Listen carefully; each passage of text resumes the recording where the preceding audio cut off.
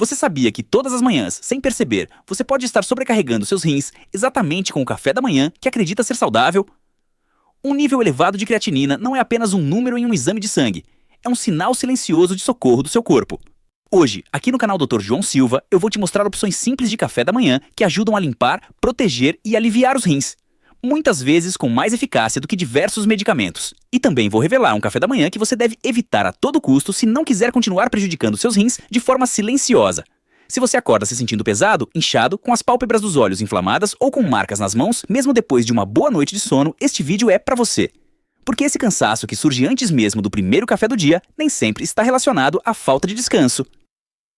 Muitas vezes, ele é um sinal precoce de que seus rins estão retendo mais líquidos e resíduos do que deveriam eliminar. Muitas pessoas acreditam que cuidar da saúde dos rins exige medicamentos caros ou dietas extremamente restritivas.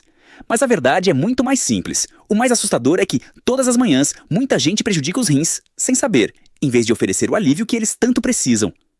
Pães refinados, embutidos, queijos processados ou vitaminas com banana parecem inofensivos.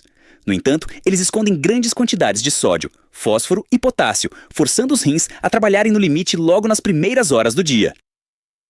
A verdadeira mudança começa com algo extremamente simples: o seu café da manhã. Quando você escolhe os alimentos certos logo cedo, seus rins conseguem respirar, sua energia retorna e os inchaços que você achava normais começam aos poucos a desaparecer. E no final deste vídeo, eu ainda vou te revelar um ritual matinal de apenas 2 minutos que pode fazer toda a diferença entre proteger seus rins ou permitir que eles sejam danificados lentamente ao longo do tempo. Por isso, fique comigo até o final, se a sua saúde renal realmente importa pra você. Agora vamos começar com o primeiro café da manhã. Um clássico que você provavelmente já conhece, mas nunca utilizou conscientemente para cuidar dos seus rins. Aveia com maçã e canela não é apenas um café da manhã quente e reconfortante. É uma combinação que ajuda a aliviar ativamente o trabalho dos rins e fornece energia estável ao longo de toda a manhã. Quando os rins estão sobrecarregados, o corpo precisa de calma interna. Não se trata de comer menos, mas de escolher alimentos que sejam fáceis de processar. E é exatamente isso que essa aveia oferece. A fibra solúvel presente na aveia, chamada beta-glucana, atua como uma esponja natural. Ela se liga a resíduos nitrogenados produzidos pelo metabolismo das proteínas e ajuda a eliminá-los pelo intestino, em vez de sobrecarregar ainda mais os rins. Assim, os rins finalmente conseguem uma pausa real. Outro grande benefício da aveia é a energia estável que ela fornece. Diferente de muitos cafés da manhã que provocam picos rápidos de açúcar no sangue e forçam o corpo a liberar grandes quantidades de insulina, a aveia libera energia de forma lenta e constante. Isso protege não apenas o pâncreas, mas também os rins, pois variações bruscas de glicose danificam, ao longo do tempo, as delicadas estruturas de filtração renal. A maçã complementa perfeitamente esse efeito, não apenas pelo sabor, mas pelo seu alto teor de pectina. Essa fibra especial ajuda a ligar toxinas, colesterol e resíduos nitrogenados antes que eles entrem na corrente sanguínea.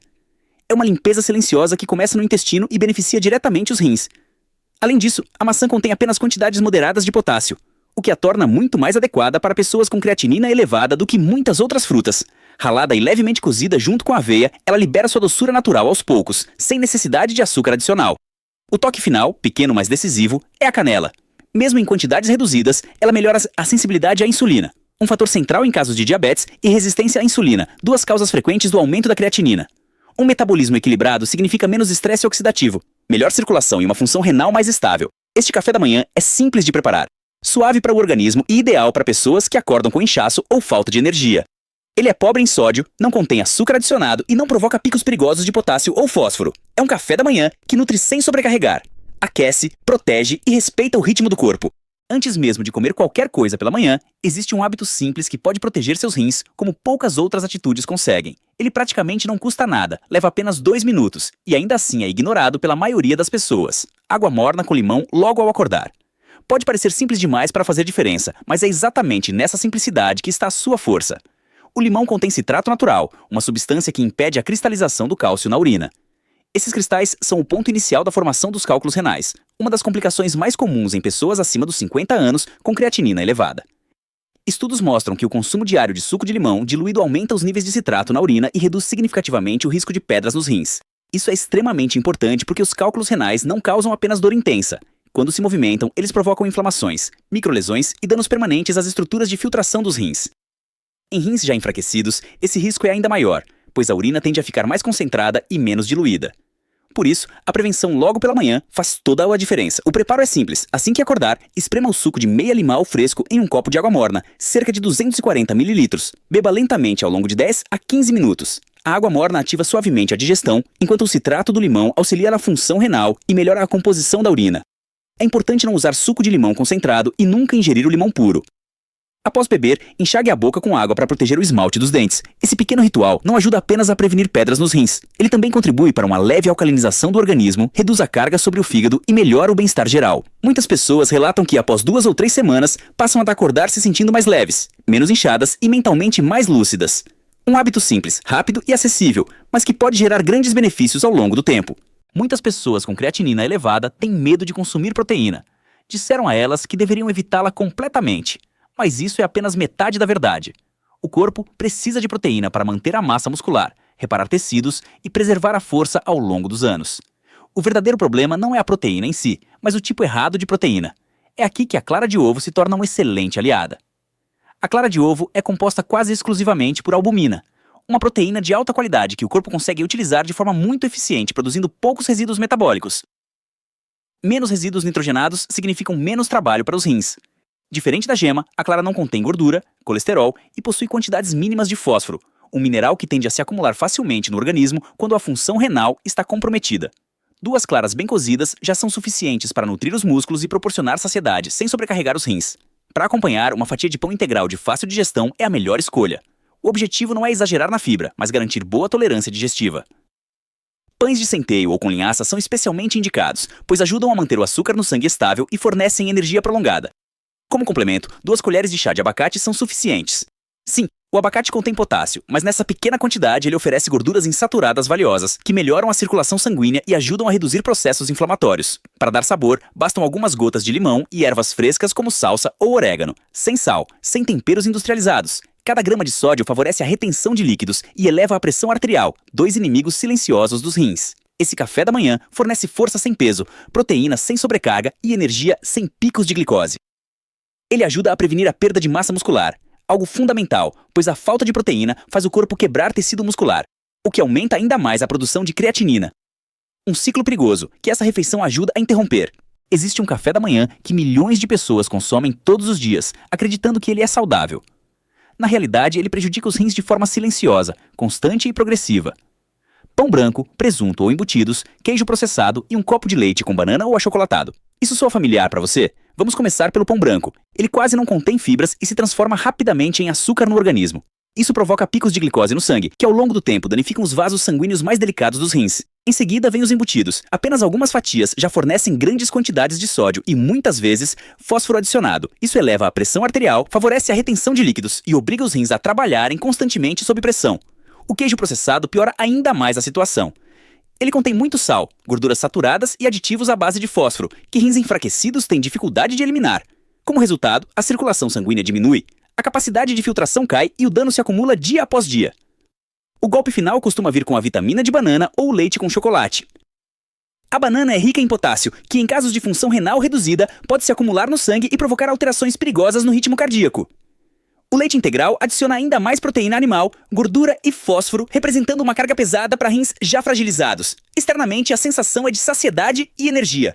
Internamente, porém, os rins estão operando no limite. O mais perigoso é que esse café da manhã não causa dor imediata. Ele não avisa. Ele desgasta silenciosamente. E meses depois, o exame de sangue confirma aquilo que o corpo já sabia há muito tempo. A creatinina aumentou. A boa notícia é que isso pode ser mudado. Não abrindo mão do prazer de comer, mas fazendo escolhas mais inteligentes. Quando os rins estão sobrecarregados, eles não precisam de agressividade, precisam de alívio. Uma das melhores formas de oferecer esse descanso é através de um smoothie leve e hidratante, que ajuda a limpar sem exigir esforço excessivo do organismo. Este smoothie verde foi pensado exatamente para isso. Ele combina pepino, maçã verde e uma pequena quantidade de salsa. Muitos problemas renais não surgem porque os rins estão doentes, mas porque estão exaustos. Eles filtram o tempo todo sangue, toxinas, minerais e líquidos. Quando a alimentação é pesada ou a hidratação é insuficiente, o desempenho deles cai gradualmente. O pepino forma a base desse smoothie. Ele é composto por mais de 90% de água e contém pouquíssimo potássio. Isso o torna um diurético natural suave, que ajuda a eliminar o excesso de sódio e reduzir o inchaço, sem estressar os rins. A maçã verde complementa esse efeito ao fornecer antioxidantes e pectina, uma fibra solúvel que liga toxinas no intestino antes que elas cheguem à corrente sanguínea. Dessa forma, os rins são poupados antes mesmo de começarem a trabalhar. A salsa é o componente mais potente da mistura e por isso exige cautela. Em quantidades muito pequenas, ela tem efeito diurético e apoia o fígado e os rins. No entanto, em casos de doença renal avançada ou creatinina muito elevada, a salsa deve ser usada apenas com orientação médica ou evitada. Aqui uma pequena ponta fresca já é suficiente. O preparo é simples: meio pepino, meia maçã verde bem lavada com casca, uma pequena ponta de salsa e um copo de água. Bata rapidamente no liquidificador e não coe. As fibras finas ajudam o intestino e reforçam o efeito de alívio sobre os rins. O ideal é consumir esse smoothie pela manhã, com o estômago levemente vazio e aguardar alguns minutos antes de ingerir outros alimentos. Muitas pessoas relatam que se sentem mais leves, menos inchadas e mais tranquilas após esse hábito. Esse smoothie não é uma cura, mas um apoio diário suave. Não é a intensidade que faz a diferença, e sim a constância. Hoje, você viu que proteger a saúde dos seus rins não exige dietas radicais nem soluções milagrosas. Tudo começa com pequenas escolhas feitas logo pela manhã. Aqui no canal Dr. João Silva, você aprendeu 4 caminhos simples e eficazes. Aveia com maçã e canela, que nutre e limpa sem sobrecarregar. Água morna com limão, um ritual de 2 minutos que ajuda a prevenir cálculos renais. Claras de ovo com pão integral e um pouco de abacate, que preservam a massa muscular sem exigir demais dos rins. E o smoothie verde suave, que hidrata e alivia quando usado com equilíbrio e atenção. Você também entendeu qual é o café da manhã aparentemente inofensivo que prejudica seus rins dia após dia, de forma silenciosa. Não se trata de perfeição, mas de consciência. Cada escolha melhor pela manhã é um investimento direto na sua saúde futura. Seus rins não pedem milagres, eles pedem constância. Agora, eu quero saber algo pessoal de você. Qual desses cafés da manhã você pretende experimentar primeiro amanhã? Escreva nos comentários. Digite 1 para aveia, 2 para água com limão, 3 para claras de ovo com abacate ou 4 para o smoothie verde. Sua resposta ajuda a criar conteúdos realmente relevantes para você. Se este vídeo te ajudou, deixe seu like, compartilhe com alguém que precisa proteger os rins e inscreva-se no canal Dr. João Silva para não perder conteúdos práticos e baseados em orientação clara. Sua saúde é o seu bem mais precioso. Cuide bem dela. In October 1973, the world changed overnight. The Organization of Petroleum Exporting Countries, OPEC, imposed an oil embargo against the United States in retaliation for American support of Israel during the Yom Kippur War. Almost instantly, oil prices exploded, rising nearly 400%. Gas stations ran dry. Lines stretched for blocks. People waited hours just to fill their tanks. The American economy, which had been built on decades of cheap energy, slammed into a wall. For Westinghouse, the timing couldn't have been worse. The company depended on massive infrastructure projects, power plants, turbines, generators, long-term utility contracts. When energy prices spiked and the economy slipped into recession, those projects were the first to be canceled or delayed. Utilities stopped building. Governments froze spending. Orders for Westinghouse equipment collapsed. In 1974, the layoffs began. Not dozens, not hundreds, thousands. Men who had spent 20 or 30 years at East Pittsburgh were suddenly told they were no longer needed. The shock rippled through the town, but management framed it as temporary, a slowdown, a pause. Things would bounce back once the economy recovered. They didn't. At the same time, foreign competition was no longer a future threat. It was a present reality. Japanese and South Korean manufacturers were now undercutting Westinghouse on price in almost every major bid. A turbine that Westinghouse sold for $1 million could be delivered by Mitsubishi for $600,000, and the quality was just as good, sometimes better. The question was obvious. How could they do it? Lower labor costs were part of the answer. American factory workers earned $15 to $18 an hour. Their Japanese counterparts earned $6 to $8. But that wasn't the whole story. Their factories were newer. Their production methods were more efficient. They had invested heavily in automation and modern equipment, while East Pittsburgh was still relying on machinery installed decades earlier. Westinghouse started losing contracts it had once considered guaranteed. A power utility in California chose Hitachi. A project in Texas went to Toshiba. Customers who had bought American for generations now bought overseas because the numbers simply made more sense. Inside the company, panic replaced denial. Instead of doubling down on what they did best, management chose a different path: diversification, broadcasting, real estate, financial services, cable television. The logic was simple. If electrical equipment was becoming too competitive, the company would make money somewhere else, spread the risk, hedge the future. But Westinghouse executives were engineers and industrial managers, not media moguls or financiers. They bought companies they didn't understand, paid too much for them, and mismanaged them badly. While leadership was distracted chasing new industries, the core electrical equipment business continued to bleed market share. And then came March 28, 1979. At the 3 Mile Island nuclear power plant near Harrisburg, Pennsylvania, a pressurized water reactor suffered a partial meltdown. The reactor design was Westinghouse's, a valve stuck open. Cooling water drained from the reactor core. Operators didn't recognize what was happening in time. Part of the core melted. Pregnant women and young children within a 5-mile radius were evacuated. No one died directly from radiation, but the fear was overwhelming. Public perception didn't care about technical explanations. Westinghouse's name became associated with nuclear disaster. Protests erupted. Planned nuclear projects were canceled across the country. Orders for nuclear equipment evaporated almost overnight. A cornerstone of Westinghouse's future vanished. Back in East Pittsburgh, the effects were immediate and brutal. More layoffs, more buildings shut down, benefits cut, pensions weakened, overtime disappeared, morale collapsed. Workers who had trusted the company for decades realized something terrifying. Westinghouse wasn't coming back, and the worst was still ahead. By the early 1980s, East Pittsburgh was no longer declining quietly. It was being dismantled in real time. In 1982 and 1983, Westinghouse made the decision that sealed the factory's fate. The steam turbine generator division, the heart of the entire operation, was relocated out of East Pittsburgh. Not expanded, not duplicated, moved. The jobs went south to Florida. The expertise went with them. The production lines were dismantled piece by piece. What remained was a hollowed-out shell. By 1987, management stopped pretending. The announcement came that the East Pittsburgh plant would be shut down permanently. Some sources later claimed the closure happened in the mid-1990s, but that's not true. The real end came between 1987 and 1988. The layoffs didn't come all at once. That would have been too honest. Instead, they came in waves. 100 workers here, 200 there. Each round described as restructuring, temporary, necessary. The final blow landed in December 1988. Workers who had spent 20, 30, even 40 years at Westinghouse were called into conference rooms and handed termination letters. No warning, no explanation. Just a severance check and a handshake. One worker described it simply. His grandfather worked there for 45 years. His father worked there for 35. He worked there for 18. All three lost their jobs.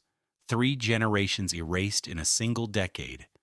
Westinghouse didn't just shut down a factory, it carved itself apart and sold the pieces to the highest bidder. The transportation division went to AEG in Germany.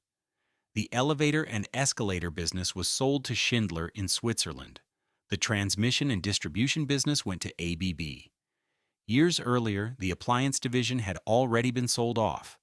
The Westinghouse name remained on products, but the company no longer made them. For East Pittsburgh, the impact was catastrophic. Restaurants closed, bars emptied, stores boarded up their windows, housing prices collapsed. A home worth $80,000 in 1980 was worth $20,000 a decade later, if anyone would buy it at all. Young people left as fast as they could. Anyone with ambition, education, or options got out. Those who stayed were the ones who couldn't leave. Retirees, workers too old to start over, families trapped by underwater mortgages. The town's tax base evaporated, schools merged or shut down. Public services deteriorated, roads crumbled, parks went unmaintained. The factory itself became a ruin. Buildings sat empty. Scrappers broke in and tore out copper wiring. Homeless people slept in old break rooms. Drug addicts used abandoned offices to shoot up. Fires broke out, some accidental, some not. Nobody bothered stopping it. This wasn't just an economic collapse, it was the death of a community. Westinghouse, the corporation, had already moved on. Executives collected bonuses. Shareholders got dividends. The people who built the company with their hands were left behind to pick up the wreckage. But even after all of that, the story wasn't completely over. After the shutdown, the East Pittsburgh plant didn't just sit empty, it decayed. Decades of heavy industrial manufacturing had left the land deeply contaminated, and once the company was gone, there was no urgency to fix it. The soil was saturated with PCBs, toxic chemicals that had been used in electrical equipment for generations before their dangers were fully understood. Heavy metals like lead, mercury, and arsenic had seeped into the ground over nearly a century of production. Turtle Creek, the river that once made the location so valuable, was polluted with industrial runoff. Fish couldn't survive in it. The water was unsafe. Children couldn't play near it. Portions of the site were eventually designated as contaminated by environmental authorities, meaning nothing new could be built without massive cleanup efforts. And cleanup required money, millions of dollars. Time measured in decades. Meanwhile, the people suffered in ways statistics never fully capture. Many former Westinghouse workers never recovered financially. Some found new jobs, but they paid half of what Westinghouse had paid and offered no pensions, no long-term security.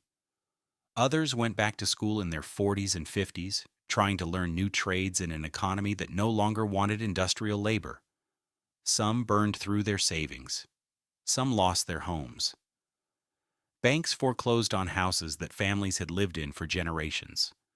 The psychological damage was just as severe. Westinghouse hadn't just provided jobs. It had provided meaning, identity, pride. When that disappeared, many people lost their sense of purpose. Depression rose, alcoholism increased, drug abuse spread, divorce rates climbed, suicide rates followed. The union that had once been one of the strongest labor organizations in Pennsylvania shrank from thousands of members to barely a few hundred. The union hall that once overflowed during meetings sat nearly empty. And then there was the corporate erasure. Between the late 1980s and the late 1990s, Westinghouse dismantled itself completely. In 1995, the company bought CBS, a television network, a move that symbolized just how far it had drifted from its origins. In 1997, Westinghouse officially renamed itself CBS Corporation and moved its headquarters to New York.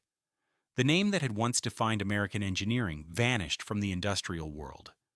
In 1998, the last remaining piece of the original business, power generation, was sold to Siemens. Westinghouse no longer built turbines. It no longer built generators. It no longer built anything. The brand itself was passed around, sold, and resold, licensed to whoever wanted to slap the logo on appliances made overseas. The name survived. The company did not. Back in East Pittsburgh, the people watched all of this with a sense of betrayal. The corporation that had built their town had erased itself, leaving behind unemployment, contamination, and silence. The factory that once powered half of America stood as a rusting monument to abandonment. But surprisingly, not everything stayed dead forever.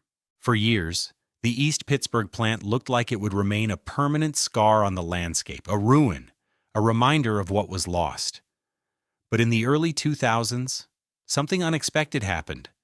An organization called the Regional Industrial Development Corporation, RIDC, acquired much of the former Westinghouse property. Their goal wasn't to recreate what had existed before. That was impossible. Instead, they aimed to adapt the remains to a different economic reality. The site was renamed Keystone Commons. Rather than a single industrial titan employing tens of thousands of people, Keystone Commons became a multi-tenant industrial park. Dozens of smaller companies moved into the surviving buildings: fabrication, logistics, warehousing, light manufacturing, research and development. The massive overhead cranes that once lifted turbines weighing hundreds of tons were still there. The high-ceiling manufacturing bays still stood. The lights came back on. By the early 2020s, more than 40 companies operated at Keystone Commons, employing roughly 1,100 people. That number is almost meaningless compared to the 22,000 who once worked there.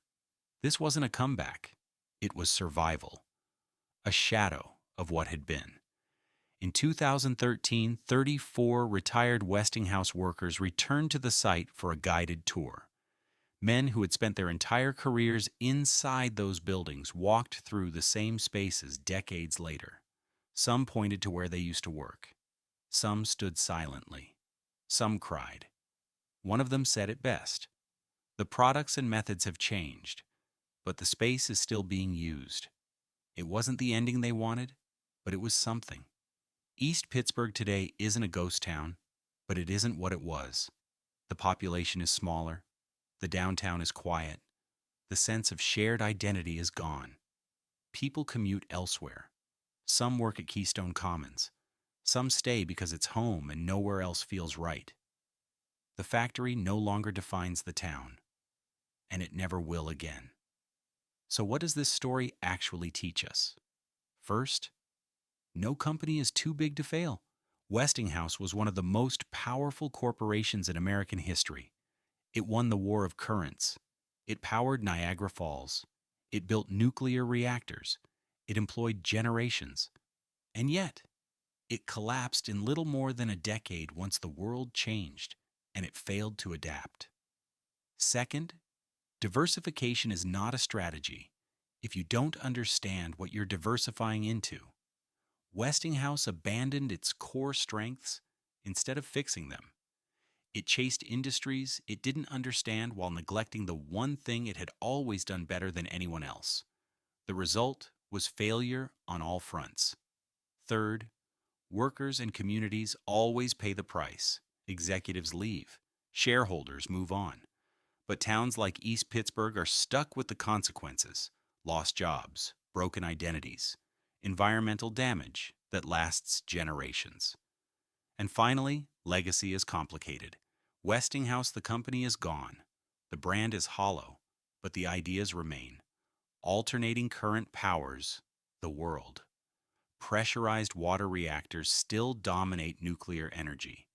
The innovations that came out of East Pittsburgh are embedded in modern life, whether people know it or not. Companies die. Progress doesn't. But the people who build that progress are often forgotten. The Westinghouse East Pittsburgh plant operated for 94 years. From 1894 to 1988, it grew from 200 workers into 22,000. It powered a nation, it collapsed, it left a town behind to deal with the aftermath. And in that story, you can see the entire arc of American industry: rise, dominance, complacency, collapse, and a smaller, quieter rebirth. Not triumph, not recovery, just survival.